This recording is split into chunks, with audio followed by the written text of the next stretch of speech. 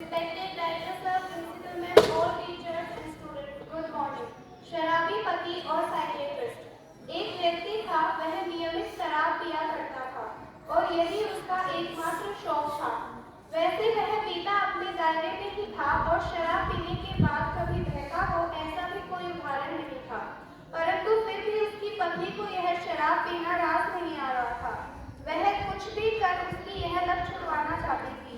उसने कई बार समझाने के प्रयास भी किए, शराब से होने वाली बीमारियां भी बताई, परंतु वह अपने पति की शराब नहीं छुड़वा पाई। एक दिन किसी ने उसे अपने पति को साइकियाट्रिस्ट के पास ले जाने की सलाह दी। बात उसे भी जच गई, लेकिन पति को साइकियाट्रिस्ट के पास ले जाना अपने आप में एक टेढ़ी खीर थी। सीधे सीधे कहने पर तो उनके चलने का सवाल ही नहीं उठता था, लेकिन पत्नी भी कम चतुर न थी। उसने साइकियाट्रिस्ट से सारी सेटिंग कर ली। पत्नी ने साइकियाट्रिस्ट को अपने पति की आदत और उनको उसके पास लाने के मकसद दोनों पहले ही समझा दिए। उसने उसे यह भी समझा दिया कि वह स्वयं को दिखाने का बहाना कर अपने पति को यहाँ लाएगी। आगे बात कैसे छेड़ना और उनकी शराब कैसे छुड़वाना, यह तुम जानो। ठीक है, साइकियाट्रिस्ट ने यह चैलेंज कबूल किया।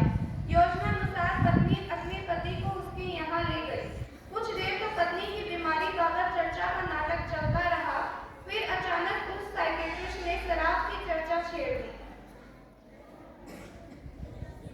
और चर्चा छेड़ी थी तो ऐसी कि बड़े से बड़े शराबी को भी शराब छोड़ने की इच्छा जागृत हो जाए।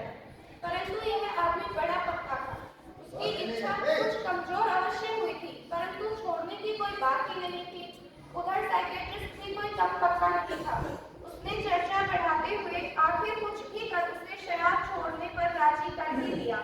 उधर पत्नी भी लगे हाथों अपने पति से शराब छोड़ने का पक्का वचन लेना न भूली। बेचारा चारों तरफ से घिरकर प्रभाव में आ ही चुका था, तो उसने भी वचन दे ही डाला। बस वहां से पत्नी घर चली गई और वह आदमी सीधा अपनी दुकान पहुंच गया। यहाँ तक तो सब ठीक चला, पर रात को घर लौटते वक्त वह दुविधा में फंस गया।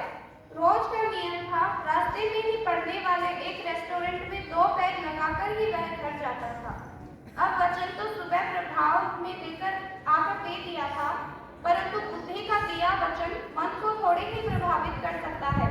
बस उसको दुकान से निकलते ही शराब की तलब पकड़ ली। पर सुबह दिया वचन आड़े आ रहा था। बड़ा दुखी भी हुआ कि मैं कहाँ साइकियाट्रिस्ट और पत्नी के चक्कर में आ गया।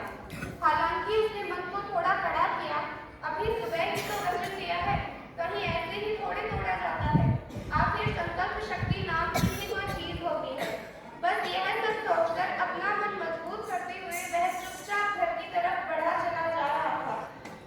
यहाँ तक तो ठीक, लेकिन जैसे ही वह रेस्टोरेंट आया कि मन ने फिर से कमजोरी पकड़ ली। लेकिन नहीं, मतलब नहीं। बस किसी तरह मन और बुद्धि के हिचकोले खाने के बावजूद उसने बगैर रेस्टोरेंट की तरफ देखे घर का रास्ता पकड़े ही रखा। लेकिन 10-20 कदम चलते ही फिर रुका और फिर जाने क्या सोचकर अपनी पीठ थपथपाते हुए बोला, वाह, तू तो रेस्टोरेंट के सामने से निकला भी, लेकिन वचन की खातिर बगैर शराब पिए उसके सामने से गुजर गया। चल, तेरी इस कटिबद्धता की खुशी में तुझे 2 पैग पिलाता हूँ। और आखिर उस दिन भी वह 2 पैग पीकर ही घर गया। मनुष्य जैसा है वैसा शायद परफेक्ट न भी हो, तो भी वह बाह्य प्रभाव या दबाव से स्वयं में स्थायी बदलाव कभी नहीं ला सकता। यदि शारीरिक तौर पर वह बदलाव का अभिनय कर भी ले, तो भी दबाव या प्रभाव से ओढ़ा गया बदलाव मन तक को तो नहीं पहुंच सकता। और क्योंकि जब तक मन से बदले सब बेकार है, तो अगर आप मन से बदलाव चाहते हो और यह बदलाव स्थायी व पक्के तौर पर चाहते हो, तो जब तक मन पूरी तरह परिवर्तित न हो जाए, शारीरिक तौर पर आधे अधूरे में स्वयं को बदलने की कोशिश कभी मत करें। Thank you.